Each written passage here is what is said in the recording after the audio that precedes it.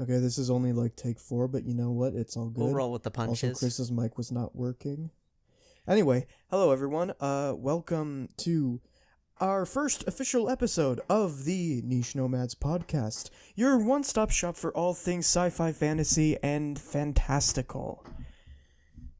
This is our first official episode, and we're gonna be talking about something pretty damn juicy today. Indeed. Talking about a very well classic sci-fi novel known as Dune, or more specifically, the first two books that have been recently adapted into a feature, two parts of a feature-length film.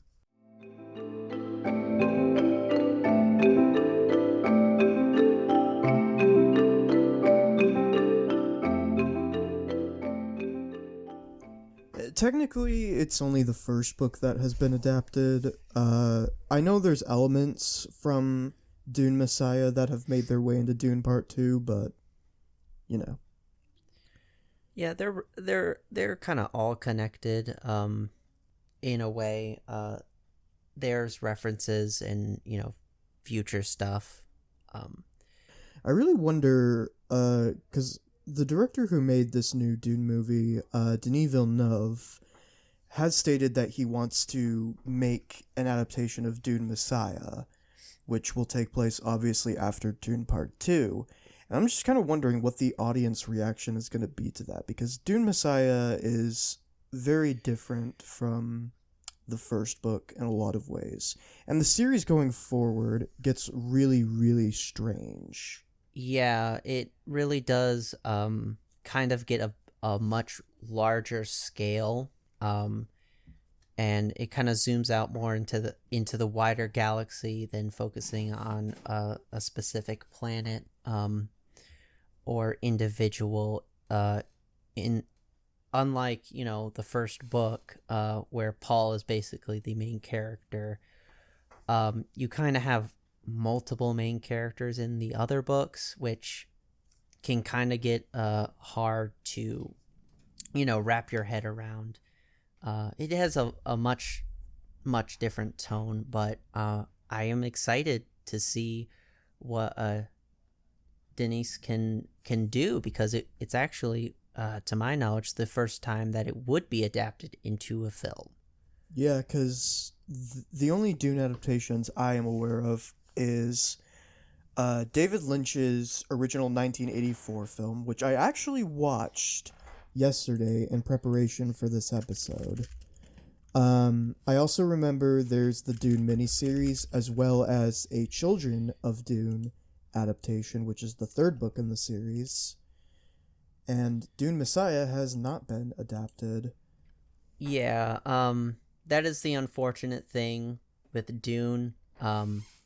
To really capture the sense of the book, it takes a lot of just scale, and not a lot of people are willing to put the money down for that. I mean, it took so long just for these two parts, which are technically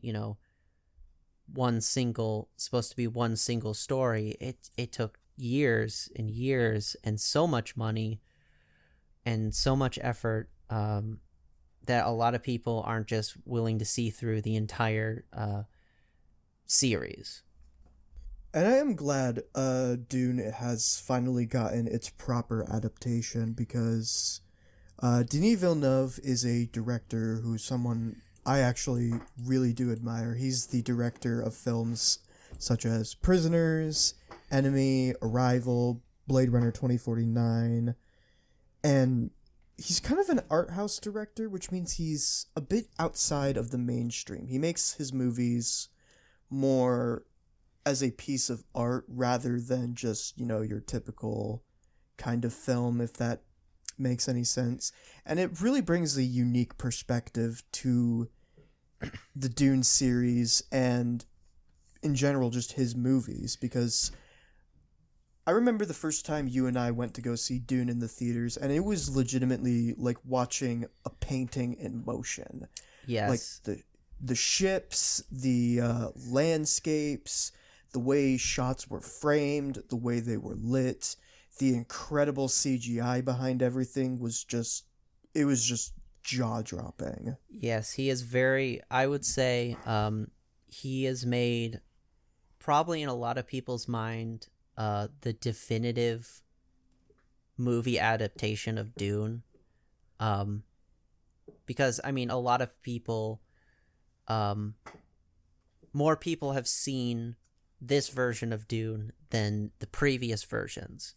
And though I've seen the other versions myself, I would say there are some strengths that the previous versions had that the one that Denis Villeneuve made.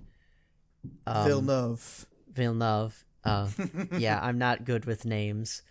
But that Villeneuve made were stronger, but I will say the choreography, the costumes, and the scale were on point.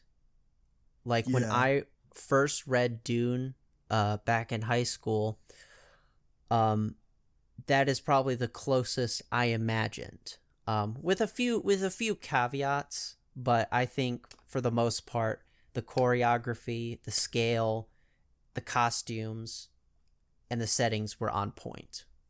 Which this will also bring up a point that's going to be important going forward. Christopher is the one who has read the entire Dune series. Am I correct? You've read all of the books? Yeah, I've read the main books made by Frank Herbert. I haven't really gone into the extended universe books.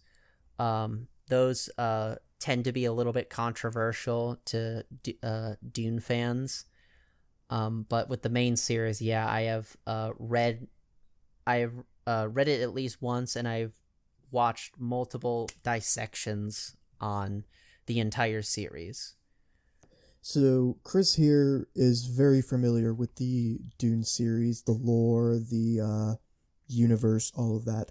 I've only read a little bit of the first book and have obviously watched the Villeneuve adaptations as well as David Lynch's adaptation. So, I probably will not be able to provide as much useful input as, say, Chris when it comes to all the wacky and crazy stuff that happens. I generally know what happens throughout the series.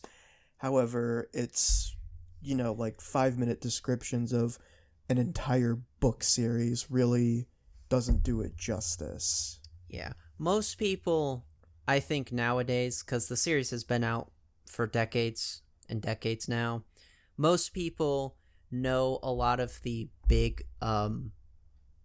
points in the series, like, Leto, the God Emperor, Paul becoming a Messiah. And even if they don't know the book series, or even some of the larger points, they probably do know anyway, just through cultural osmosis. Because I've noticed this, as being a Dune fan myself, that a lot of times Dune is compared to Lord of the Rings, like the sci-fi fantasy version of Lord of the Rings, that in a sense it's had such a large cultural impact on the genre that a lot of books that came after it took a lot of ideas, or just through cultural osmosis have adopted a lot of the themes and ideas of the series. Right. And speaking of Lord of the Rings and Dune, one of the very unique things about both of these book series is they've both been said to be unadaptable. Like, I remember everyone was talking about David Lynch's adaptation, and by everyone I mean, like, everyone who I knew of it, which really wasn't that many people. But yeah, it really isn't, unfortunately. Yeah. But everyone who did talk about David Lynch's adaptation were basically discussing all of the things that went wrong with it and we're kind of the similar sentiment that this is a book series that can't be adapted to film. And Lord of the Rings used to be that until Peter Jackson came along and brought us the Lord of the Rings trilogy. I guess technically the Lord of the Rings cartoons did exist, so there was Yeah, there were other attempts and adaptations, but as I said a little bit earlier, um, like Lord of the Rings and Peter Jackson's interpretation, for a lot of people, that's the like definitive version, right in their head. yeah. Like when you think Lord of the Rings, not even the movie, just Lord of the Rings, a lot of people, that's what they're going to think. They're going to have images of scenes from that movie. Yeah, you're gonna see like Elijah Wood as Frodo Baggins. You're going to see the way Gondor or Rohan or Mordor is portrayed. And with Dune, it's now going to be basically what Denis has done with his adaptations of the series. Because, like I said, I recently watched the 1984 Dune film directed by David Lynch. And the funny thing is I've actually seen that movie before. Not all the way through, but I've seen, like, bits and pieces of it. I think it was, like, on TV at some point, and I was kind of watching it because someone told me, like, oh, yeah, this is kind of like Star Wars. And I was like, oh, I like Star Wars. I'm pretty sure I'll like this movie. And I was just so confused and bored the entire time watching it that I basically just turned it off and watched something else. Probably SpongeBob, if I'm being honest. Funny thing about that in Star Wars, Frank Herbert actually absolutely hated Star Wars, because he claimed it was a literal ripoff, of Dune, but. And when you actually look at Star Wars, like, of the archetypes and the general, like, characters within it, you do see a lot of similarities. Yeah. And George Lucas did say he did take a lot of inspiration from Dune. Yeah. I think we'll elaborate a little bit more on that later. Yeah. But anyway, so I decided to watch David Lynch's Dune again just to kind of get familiarized with the first attempted adaptation. And for anyone who knows David Lynch and his films, you would know that the Dune adaptation is so far, like, away from what he typically does. Like, he makes very small contemporary art house films. So a movie like Dune, which is meant to be like this big sci-fi epic, is so far from, you know, kind of his forte that it kind of makes sense why it wasn't that good in quality. But anyway, I keep saying this. I rewatched the movie yesterday, and one of the things I found out is, rewatching it, it's really not that bad. I mean, the second half, I would say, is definitely the worst of it because it skips over so much stuff. But watching, like, the first half of the film leading up to the Harkonnen's sneak attack on the Atreides, it's generally decent 80s sci-fi stuff. It's not great, and obviously Denis Villeneuve's adaptation completely dwarfs what David Lynch did, but it is still really, you know, cool and fun and entertaining. Yeah, and a lot of the different adaptations have their own unique kind of twist of the characters, because I would say the David Lynch version, if I can recall correctly, it was so long ago since I saw the movie, but the I like to compare the versions of Dune between the best character I like to compare is Vladimir Harkonnen, because though each version film adaptation kind of captures the gravitas of Vladimir Harkonnen, they all kind of emphasize a different part of his character.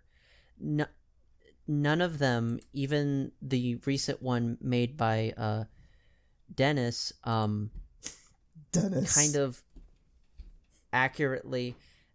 Listen, it's easier for me to pronounce, but it's French.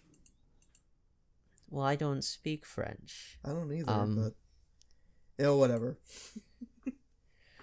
Anyway, I would say even the one recently made didn't exactly capture Vladimir Harkonnen as accurately as I would have liked it, but I think they all did a very great job. I would say the Lynch one kind of emphasizes more of this sadistic nature of Vladimir Harkonnen, while the one made by Villeneuve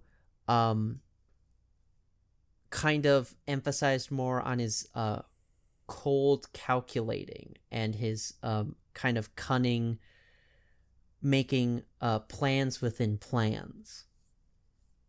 Yeah.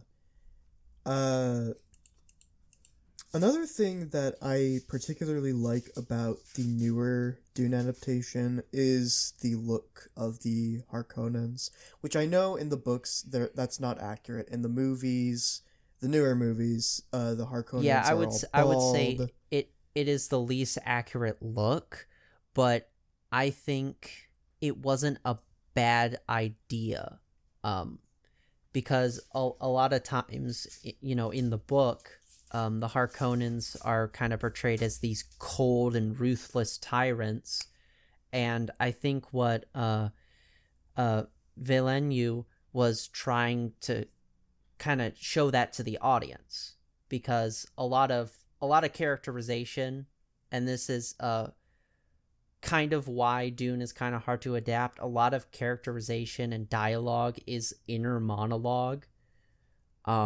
Especially with characters like Vladimir Harkonnen and Paul Atreides. So I think it was a good take to do that, to kind of show that inner, ruthlessness. Yeah. And speaking of the whole inner dialogue kind of aspect of the Dune books, that's where Denis Villeneuve's adaptation really steers away, because watching David Lynch's adaptation, there are a lot of moments where characters don't talk to each other, but you hear them, thinking. You hear what they are thinking about, which is accurate to the books, but that's something that really doesn't translate super well to film. It's kind of jarring. Audiences, it's really boring for audiences to hear monologues like that.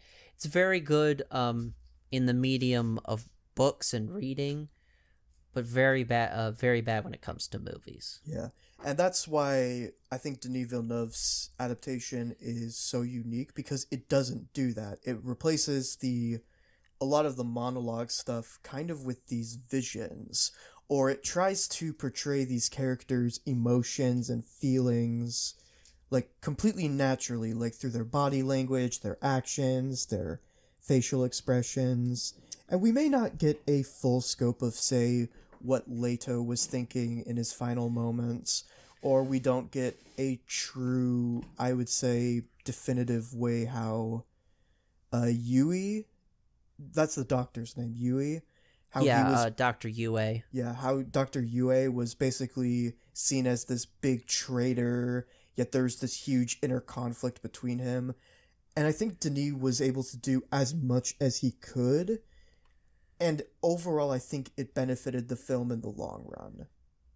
I will also say, to jump off that, he also used a lot of the music, which was absolutely great. I believe you actually, when we actually saw the first part, you actually got the soundtrack and started listening to it Yes. like almost immediately. I It's it, still it listen to the soundtrack of Dune. It's like Hans Zimmer is obviously a Musical genius, and some may say he's a bit overrated because he composes so much music for so many films, but he really is a creative person when it comes to making his music. None of his soundtracks sound the same. They all sound distinctively their own, and that's one of the things that makes it. absolutely. And Dune's soundtrack is something that's like very I don't really know how to describe Dune's soundtrack. It's very good at portraying the tone and the emotions of the scene, because when you take the music and put it with the excellent acting from the actors, you can kind of interpret that inner monologue. Like as you said earlier with Yue's conflict, you can feel that, which is, I would say, probably the best way you can adapt it like long inner monologues from a book and adapt it into a movie. Yeah. While keeping it entertaining for the audience. Yeah. And that, because I didn't actually read the Dune book until after I saw part 1. And I only read like a little bit of it. And one of the things that did catch me off guard was a little bit of how different it really was compared to book to film. And what I mean by that is obviously that inner monologue kind of aspect of storytelling. Because when you get to about halfway through the first movie, Dune Part 1, you get to the sneak attack that the Harkonnens throw on the Atreides house, and it's like really not that big or described super bigly. It's just a thing that happens. It's more about the characters and their thoughts in the moment that it's happening, and you can kind of just deduce it's really what's put happening. more on the individual scale. The sneak attack with the Sardaukar is more of a background, and the focus is on, in the book at least, on how characters are reacting to this. Yeah. And I even like kind of compare it to the 1984 Dune adaptation, which again, while I did say it's a lot better than I remember it being, the sneak attack was something that kind of happened really quickly. Like for instance, I think in that original version of Dune, Duncan Idaho like gets killed during the sneak attack, which from what I remember is not how he actually dies. Yeah, and obviously when you're adapting a book into a new format, you're going to have to make some changes. But I'd say the best book to movie adaptations, like Dune Part 1 and 2, are able to change it in a way that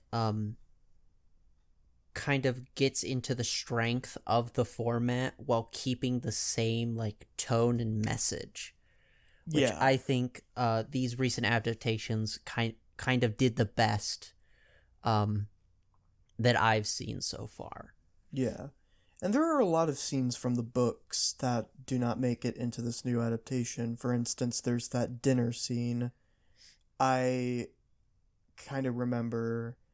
I don't remember too much about it, but there is this big dinner scene where the Atreides invite, like, some very well-known people, and there's, like, a bunch of people scheming during this scene. There's also this subplot that exists between Jessica and Thufir, kind of thinking that they're traitors. They're the ones who sent the, that thing to kill Paul.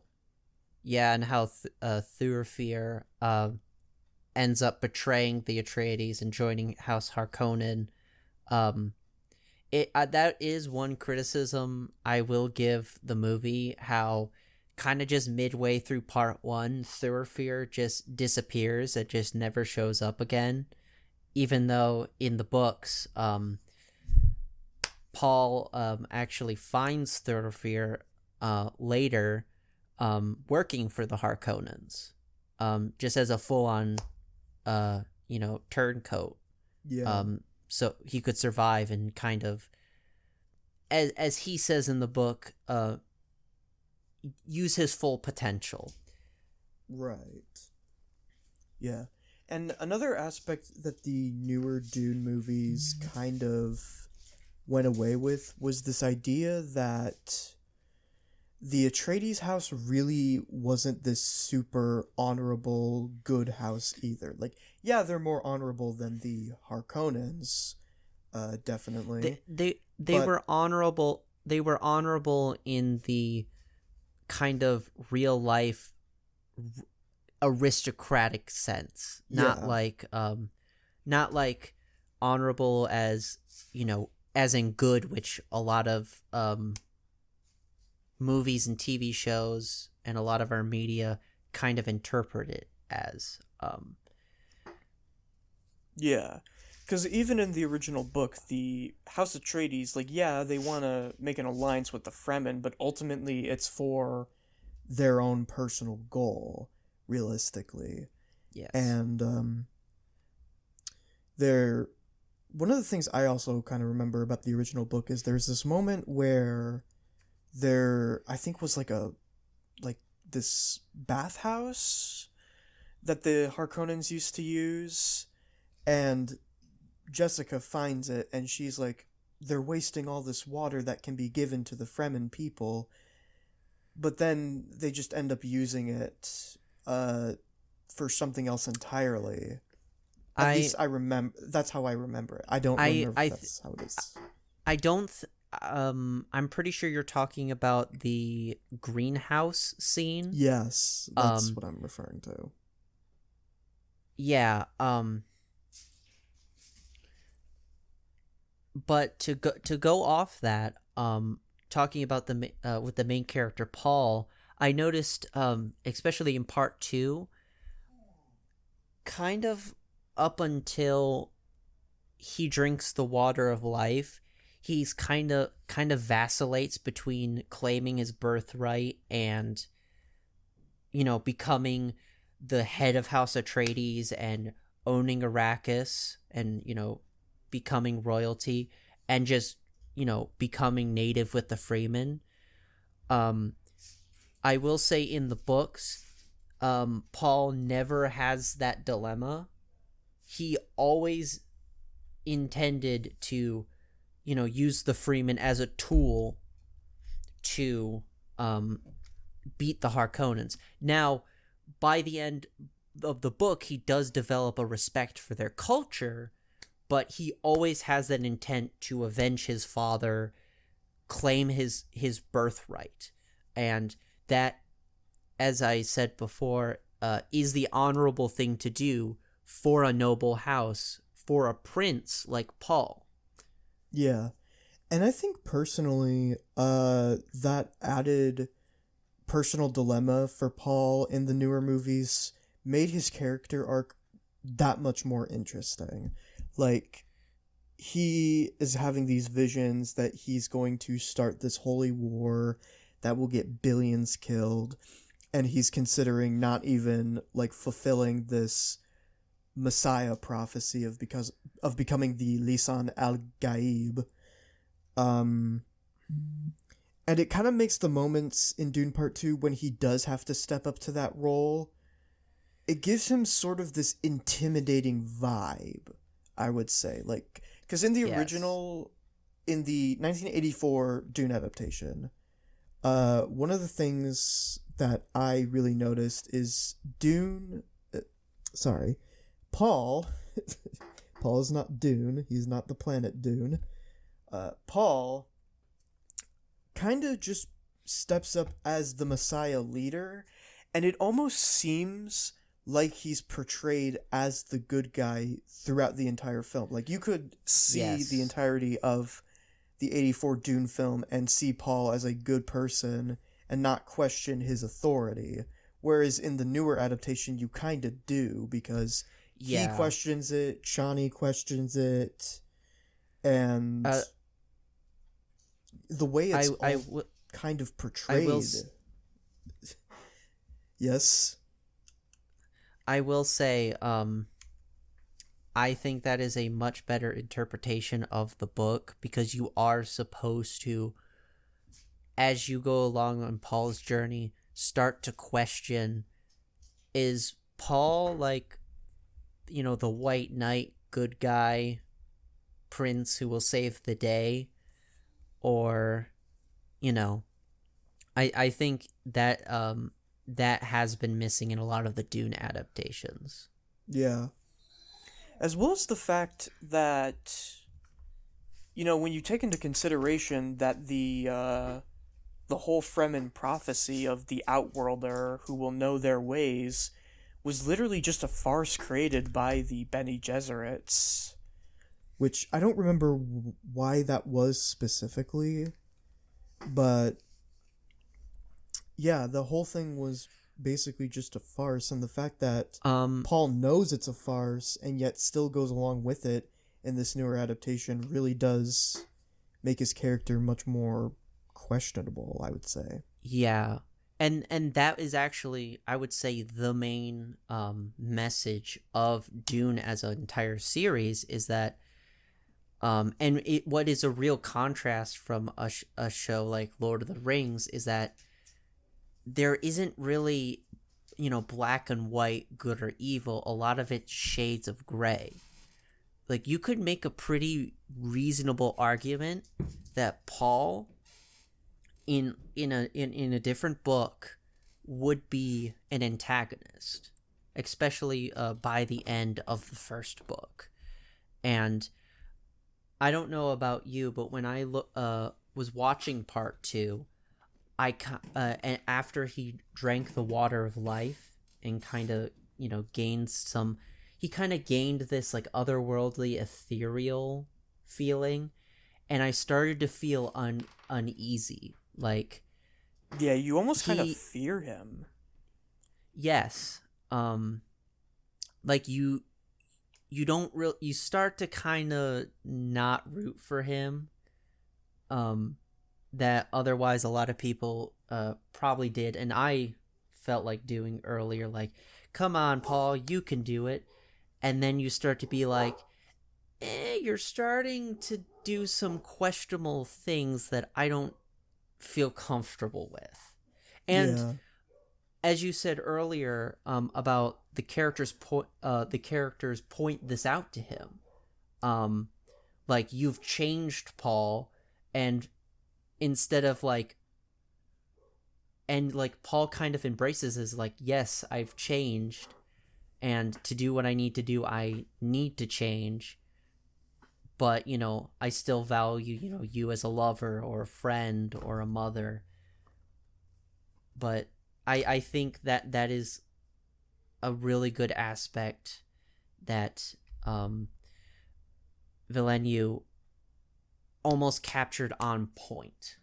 Yeah. And from what I remember, Dune Part 2 also does have a lot of aspects and things that happen later in the series, but were brought to that movie because they were kind of relevant to it. Like, I don't remember the Bene Gesserits being behind the Emperor's paranoia of House Atreides being a big point in the book. I think that's something that comes later up in the series. It's not a spoken kind of out loud. It's more of implied in the books. But I kind of chalk that up to adaptation, Yeah. And in general, I think I think Villeneuve will make a very good Dune Messiah adaptation for Dune Part 3, most likely, which I think realistically that may just be enough of adapting the series, because while Children of Dune is an interesting book, and God Emperor Dune is, it's crazy and all of its stuff. The story, the heart of the story to me is really going to be about Paul Atreides and his journey from this timid kid to leader to Messiah to basically his downfall. Yes, and at the end of the day, the entire series is kind of the echoes of his legacy. What he sets in the first book, has ripples and waves, thousands and tens of thousands of years beyond his death. And I find that kind of a very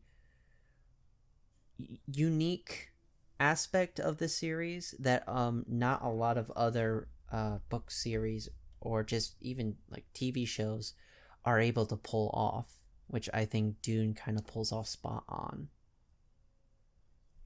Yeah. So now I think we should kind of talk a little bit about the movies themselves, not like what happens in them, but the reaction that people have had to the Dune adaptations, because you and I were excited for Dune Part 1 when it was first coming out in 2021, and we're obviously excited for Dune Part 2, but I don't think you and I ever anticipated the reaction that people were going to have to this series going forward, because Dune has always been very, well, to be a little bit cheeky, it's always been very niche to the whole sci-fi genre, despite being super influential in the genre. It has had a very hard time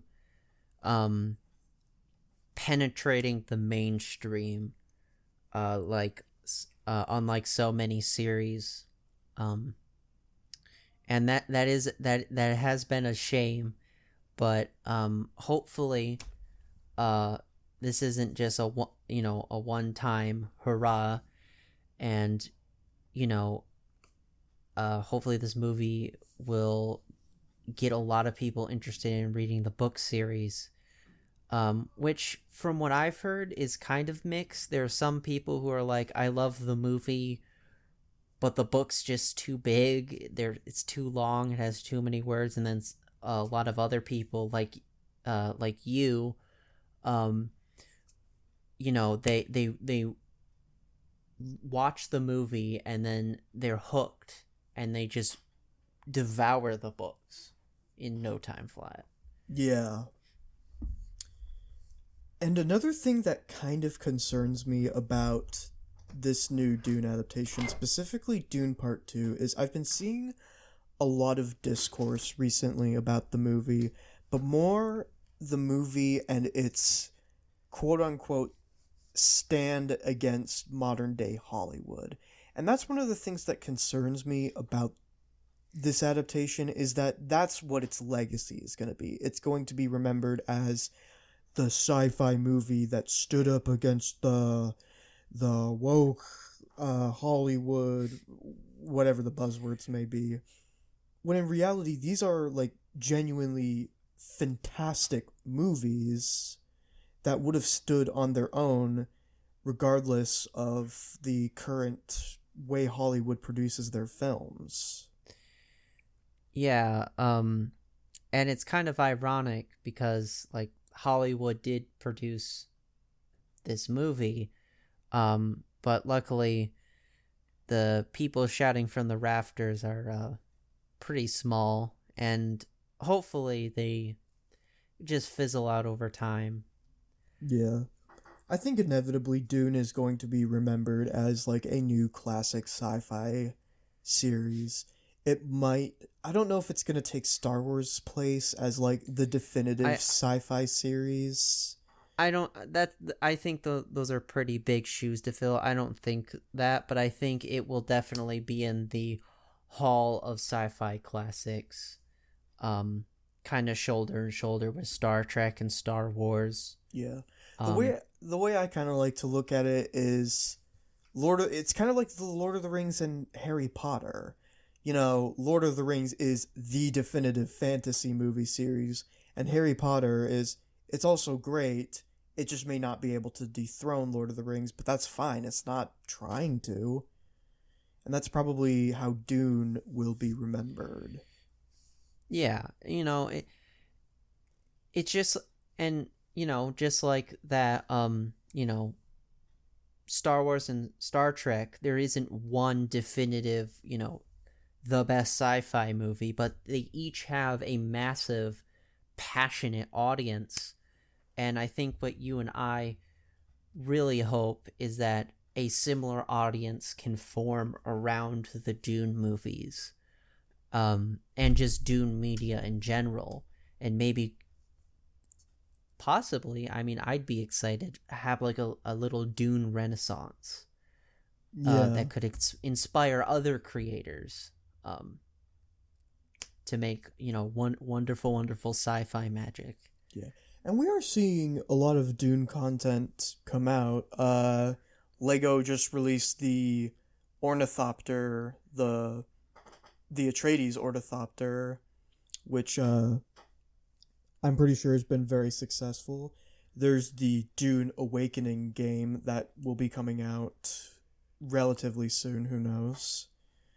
Dune is getting like its big fair share of fans and people who love it.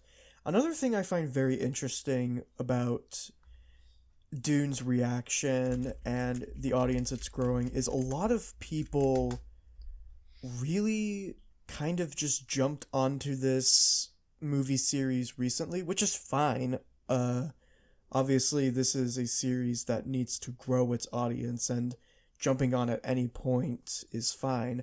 But there's a lot of people who look at Dune as like, oh, this is the best movie series ever made. These are the Citizen Kane of sci-fi. It's so much better than Star Wars. It's so much better than this movie series. All of that. Whereas, like, only a few years ago, there's probably very few people who even heard of this series, comparatively. Yeah. Luckily, the fanatics, among us Dunites, like a lot of hyperbolic comments, they tend to be, the minority, the minority having a bullhorn. I just hope, the community doesn't. I mean, as the community grows, because obviously there's already been a Dune community ever since Frank Herbert's made the book series. That as it grows into something precious, and that any toxic elements kind of slough off as it grows into a beautiful flower of creativity. Yeah. That's at least what I'm hoping for, but we've seen how people are and how series can build this really big reputation as like these flawless pieces, and it only takes like one thing to bring it all down. And I'm not trying to be like pessimistic or anything. I'm just saying I think some people really need to just appreciate something for what it is rather than try to recapture that beauty. Because that's what kind of happened with Star Wars, with the sequel trilogy, is they were trying to recreate the magic of the original trilogy, and as a result, they kind of created some lesser films that don't really stand on their own. Yeah, in And trying to recreate the magic of the original series, they kind of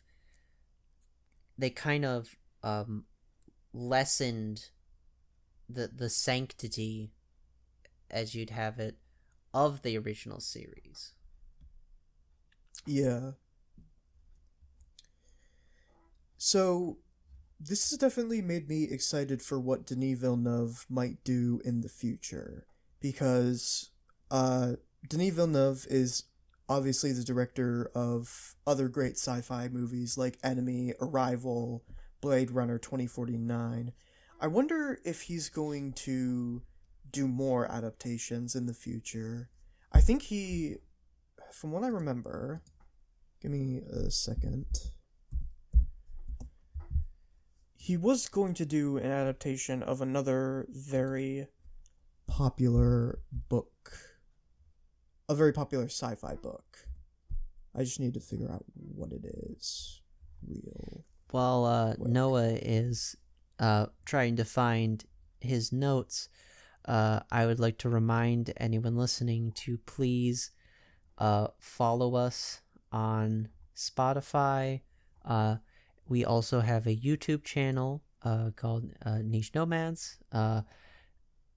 And to like and subscribe and hit that little bell button right diddly there. That would be most appreciated. Yeah, definitely. Tell your friends, tell your cat, tell your wife. Tell that person you have trapped in your basement. I don't know. Spread the good news, folks. Spread the good news. The adaptation that I think Denis will work on is Rendezvous with Rama. I haven't heard of that. I've heard of it, but that's about it. I know nothing about Rendezvous with Rama. It sounds very interesting. I would be interested if you decide to adapt that. Yeah.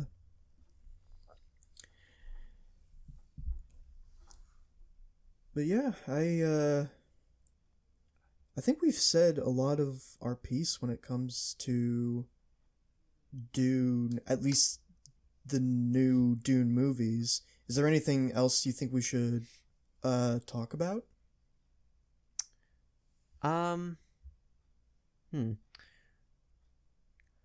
We could talk about the no, I think we've gotten most of the points down. Yeah. We'll probably return to look at the later Dune sequels at some point, kind of to get a bit of a picture of where this series goes and some of the crazy stuff Frank Herbert thought up when making this series. Maybe some of the extended universe, maybe go into a bit more detail on certain aspects in the future. Yeah. But other than that, I think we've just about covered everything we wanted to. So, it's only been 40 minutes, but I guess we can wrap up here. Yeah. Again, if anyone listening at home, please follow us on Spotify. Follow us on YouTube. Subscribe at Niche Nomads. Like, subscribe, hit the bell button, spread the good news. And yeah, I think that's a wrap. All right. We will see you all in the next episode of the Niche Nomads podcast. Thank you all so much for listening, and goodbye. See you around.